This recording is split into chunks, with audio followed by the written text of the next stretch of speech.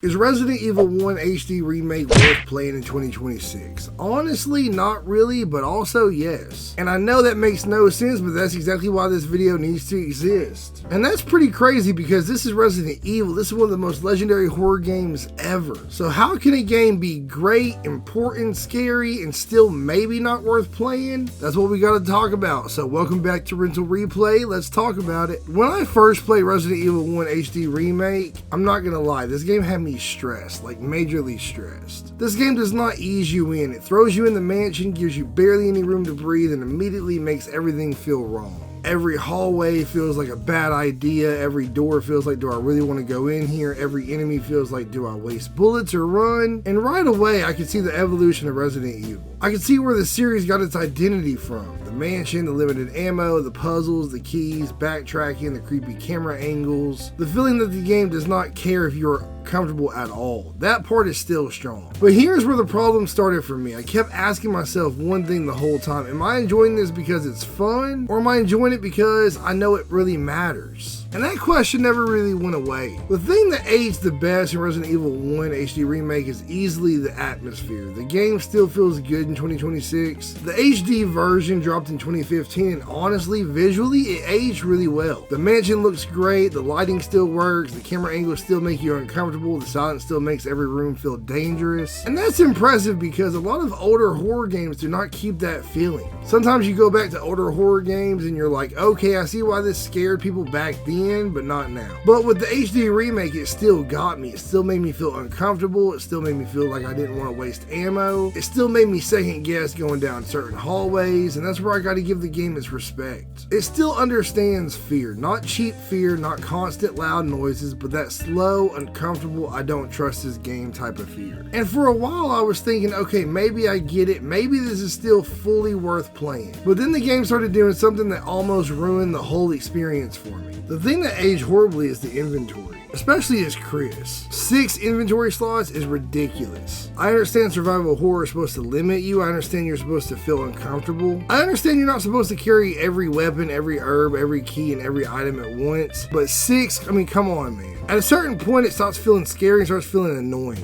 There were moments where I didn't feel like I was fighting zombies, I felt like I was fighting the menu. I'd pick up one key item and instantly be like, great, now I gotta run back to the item box. And that's where the game starts testing your patience, not your survival skills, your patience. And that matters because there's a difference between scary inconvenience and annoying inconvenience.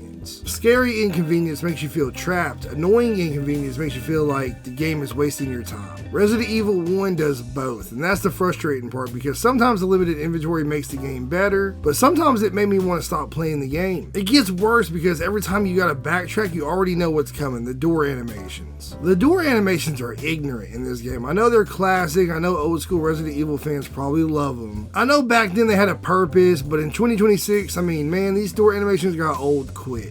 Especially because most of the time nothing happens. You're just watching a door open, then another door, then another door, and another door. And the crazy part is they could have been used to scare the player. Imagine if sometimes you open a door and something is waiting right there for you. Imagine if the game trained you to relax during door animations, then randomly punished you for it. But most of the time it's just waiting. When you mix that with the inventory and the backtracking, it starts to hurt the pacing. And that's where I started thinking about Resident Evil 2 Remake. And no, I'm not saying Resident Evil 1 HD Remake is the same kind of remake, because it's not. It's the HD version of the GameCube remake, but after seeing how Capcom handled the Resident Evil 2 remake, it's hard not to think, man, if Resident Evil 1 would be insane if they remade it like that. Because the foundation is here, the mansion's here, the fear is here, the enemies are here, but the way you move through it, that's where I think modern players might bounce off of it hard. And weirdly, the character I picked made that even worse, but I also think he made the game way better. I played as Chris, and honestly, I think Chris is the real way to play Resident Evil 1 HD Remake. Now, I know Jill fans might get mad at me, and I get it. Jill can hold more items, she can lock, she can pick locks, she has advantages that make the game smoother, and for a first-time player, Jill probably makes the game less annoying, but that's why I think Chris gives you the better survival horror experience. Because Resident Evil is supposed to feel scary, it's supposed to feel uncomfortable, it's supposed to feel eerie, it's supposed to feel hard, and Chris made me feel all of that. He made me feel underprepared, and he made me feel like every item really mattered. He made me feel like I could not just casually walk around and pick everything up. Was it really annoying? Yes, but did it make the game feel more stressful? Also yes. And that's why this game's kind of hard to judge, because the same thing that annoyed me also made the experience stronger for me. And that's really the whole Resident Evil 1 HD Remake problem in one sentence. Some of the worst parts of the game are also part of what makes the game work. This game still came out swinging with scares for me. The Crimson Heads? Bro. Not burning bodies and then having one of those things get back up, nah man, that got me so bad. Cause I thought I handled the problem, I thought the zombies was done, and later this thing gets back up faster, meaner, way more aggressive. The moment right there reminded me the game was not playing around. The dogs jumping through the window still works too, I don't care how old that scene is. When that glass breaks and they come flying in, it still gets you, bro.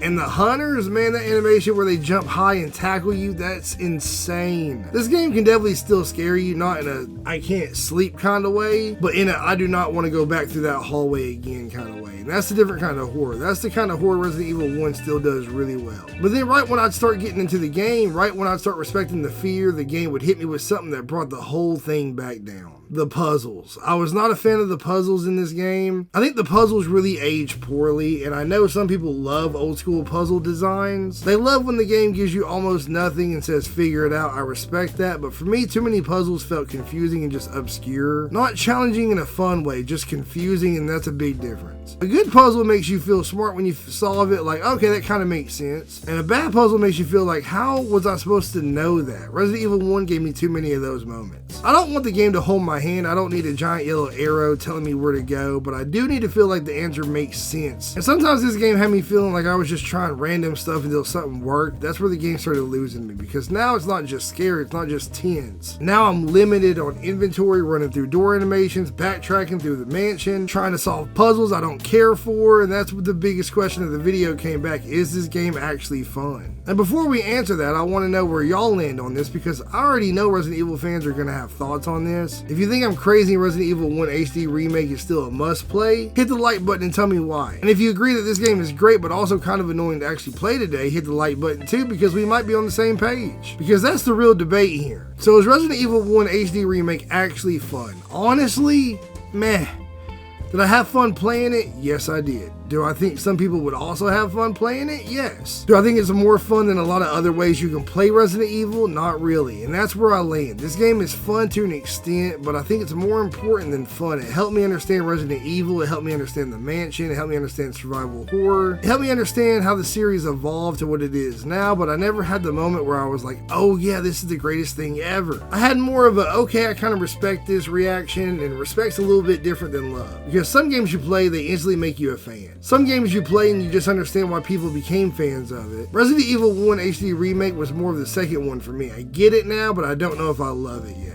And that brings us to who I actually think should play this game, because I do think some people absolutely should, just not everybody. If you're a fan of Resident Evil and you never played this, definitely pick it up and play it. If you like survival horror, play it. If you want to see the evolution of Resident Evil, if you want to understand where survival horror got a lot of its identity from, play it. Because the angle of the game is worth it. You're not just playing it as a random game, you're playing it to understand the roots, and for that it works. The mansion, the fear, the survival horror still works. The game still has moments that remind you why people love the series. So for Resident Evil fans, yeah, I think it's worth playing in 2026, but that recommendation comes with a big warning, because if you don't already care about the Resident Evil, this game might not be the one to make you care. Now, if you just want something scary, there are better options. If you're just sitting there like, hey man, I want something that's going to make me scared to sleep at night, I would not pick this. If you just want to kill some time with a retro game, I probably would skip it too. There's better options. If you hate getting lost, if you hate backtracking, if you hate limited inventory, hate old school puzzles, you should probably skip the game. Resident Evil 1 HD Remake is not trying to be convenient. It's not trying to be smooth. It's not going to make your life easy. It wants you uncomfortable, and for some people, that's the magic. For other people, that's going to be the reason they never finish the game, and that's why my final answer is probably going to make some people mad. So is Resident Evil 1 HD Remake worth it in 2026? As a Resident Evil history, yeah. As survival horror history, sure. But as a game I'd recommend for someone just looking for something to play that's great in 2026, honestly, no. I think it's an easy skip for a lot of people. Resident Evil 1 HD Remake is great and it helped me understand Resident Evil. But as a game worth playing in 2026, it did not wow me. It did not make me go, Resident Evil is legendary, I fully get it now. It made me go, okay, I respect this, I understand this, I see why this matters, and that's not nothing. That really matters. But if you already know the story, I don't think it's worth going back into it. So my final answer is this. Resident Evil 1 HD Remake is worth playing if you care about Resident Evil, but if you don't already care, I don't think this is the game that's going to make you care. And that might be the most honest way I can say it.